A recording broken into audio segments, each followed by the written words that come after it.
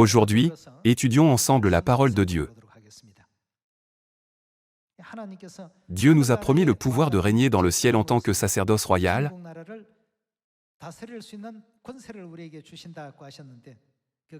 et a écrit dans la Bible les qualifications que nous devons remplir jusqu'au jour où le titre nous sera accordé. Parmi elles se trouve l'œuvre de prédication. Voyons les paroles de Dieu dans Matthieu chapitre 25, verset 1. Alors le royaume des cieux sera semblable à 10 vierges qui, ayant pris leur lampe, allèrent à la rencontre de l'époux. 5 d'entre elles étaient folles, et 5 sages. Lorsque nous examinons attentivement la différence entre ceux qui étaient insensés et ceux qui étaient sages, nous pouvons voir que les insensés ne suivaient pas l'œuvre de Dieu. Passons au verset 9. Les sages répondirent, « Non, il n'y en aurait pas assez pour nous et pour vous, allez plutôt chez ceux qui en vendent, et achetez-en pour vous. » Pendant qu'elles allaient en acheter, l'époux arriva, celles qui étaient prêtes entrèrent avec lui dans la salle des noces, et la porte fut fermée. Plus tard, les autres vierges vinrent, et dirent, « Seigneur, Seigneur, ouvre-nous. » Mais il répondit, « Je vous le dis en vérité, je ne vous connais pas. Veillez donc, puisque vous ne savez ni le jour, ni l'heure. » Ceux qui étaient insensés ne vivaient pas selon les paroles de Dieu, mais ceux qui étaient sages se préparaient beaucoup avec conviction en pensant, « Tout peut être accompli tant que nous agissons en conséquence. »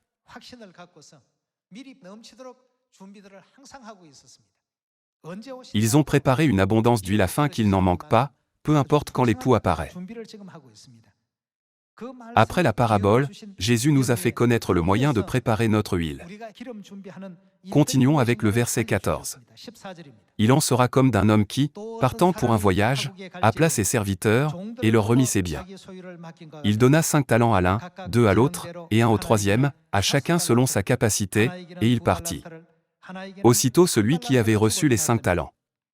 Qu'a-t-il fait? Il n'a pas dit, « Je commencerai demain. » Qu'est-il dit qu'il a fait? Il s'en alla immédiatement. S'en alla, les fit valoir, et il gagna 5 autres talents. De même, celui qui avait reçu les 2 talents en gagna 2 autres. Que signifie la parole, de même celui qui avait reçu les 2 talents? Cela veut dire qu'il est également allé, et a agi immédiatement. Ils avaient la caractéristique de mettre immédiatement en pratique la parole de leur maître. Cependant, les insensés ne savaient pas comment la mettre en pratique. Ils n'ont pas agi en conséquence. L'homme qui a reçu un talent représente spirituellement ceux qui n'ont rien fait. La grâce du Maître n'a-t-elle pas été enlevée à cet homme dans la parabole? Voyons de nouveau le verset 16. Aussitôt celui qui avait reçu les 5 talents s'en alla, les fit valoir, et il gagna 5 autres talents. De même, celui qui avait reçu les 2 talents en gagna 2 autres. Celui qui n'en avait reçu qu'un alla faire un creux dans la terre, et cacha l'argent de son maître. Longtemps après, le maître de ses serviteurs revint, et leur fit rendre compte. Celui qui avait reçu les 5 talents s'approcha, en apportant 5 autres talents, et il dit, « Seigneur, tu m'as remis 5 talents, voici, j'en ai gagné 5 autres. » Son maître lui dit, « C'est bien, bon et fidèle serviteur, tu as été fidèle en peu de choses, je te confierai beaucoup, entre dans la joie de ton maître. » Celui qui avait reçu les 2 talents s'approcha aussi, et il dit, « Seigneur, tu m'as remis 2 talents, voici, j'en ai gagné 2 autres. » Son maître lui dit, « C'est bien, bon et fidèle serviteur, tu as été fidèle en peu de choses, je te confierai beaucoup, entre dans la joie de ton maître. » Celui qui n'avait reçu qu'un talent s'approcha ensuite, et il dit, « Seigneur, je savais que tu es un homme dur, qui moissonne où tu n'as pas semé, et qui amasse où tu n'as pas vanné, j'ai eu peur, et je suis allé cacher ton talent dans la terre, voici, prends ce qui est à toi. »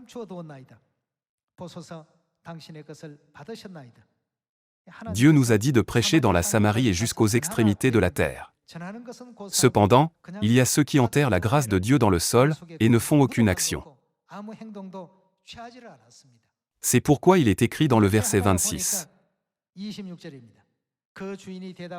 Son maître lui répondit, « Serviteur méchant et paresseux, tu savais que je moissonne où je n'ai pas semé, et que j'amasse où je n'ai pas vanné, il te fallait donc remettre mon argent au banquier, et, à mon retour, j'aurais retiré ce qui est à moi avec un intérêt. Ôtez-lui donc le talent, et donnez-le à celui qui a les 10 talents. Car on donnera à celui qui a, et il sera dans l'abondance, mais à celui qui n'a pas on ôtera même ce qu'il a. Et le serviteur inutile, jetez-le dans les ténèbres du dehors, où il y aura des pleurs et des grincements de dents. » Dieu nous a clairement enseigné comment nous devons préparer notre huile de la foi. Dieu est venu sur cette terre pour nous donner le salut. Alors, nous devons ressembler à notre Dieu qui est venu sur cette terre pour notre salut. Nous devons également aller de l'avant pour le salut de l'humanité. Dieu nous dit d'aller faire quoi? Dieu nous dit d'aller les éclairer. Dieu nous dit de leur enseigner. Nous devons leur enseigner que le ciel existe, que nous sommes des visiteurs venus du monde angélique, que nous avons été expulsés du ciel en raison du péché que nous avons commis, et que nous vivons en tant qu'étrangers sur cette terre.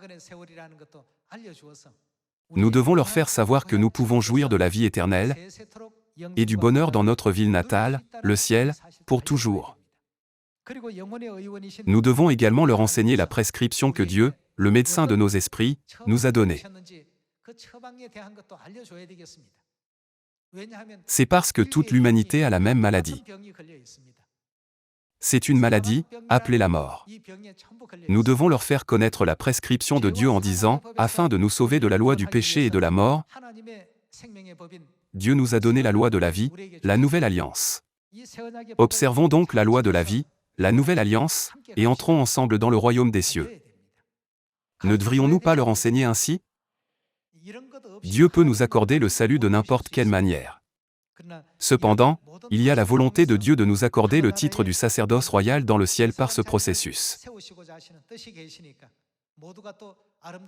Par conséquent, portons tous de beaux fruits, ressemblons au cœur de notre Dieu et participons à l'œuvre du salut, afin de ne jamais perdre le ciel dans aucune situation.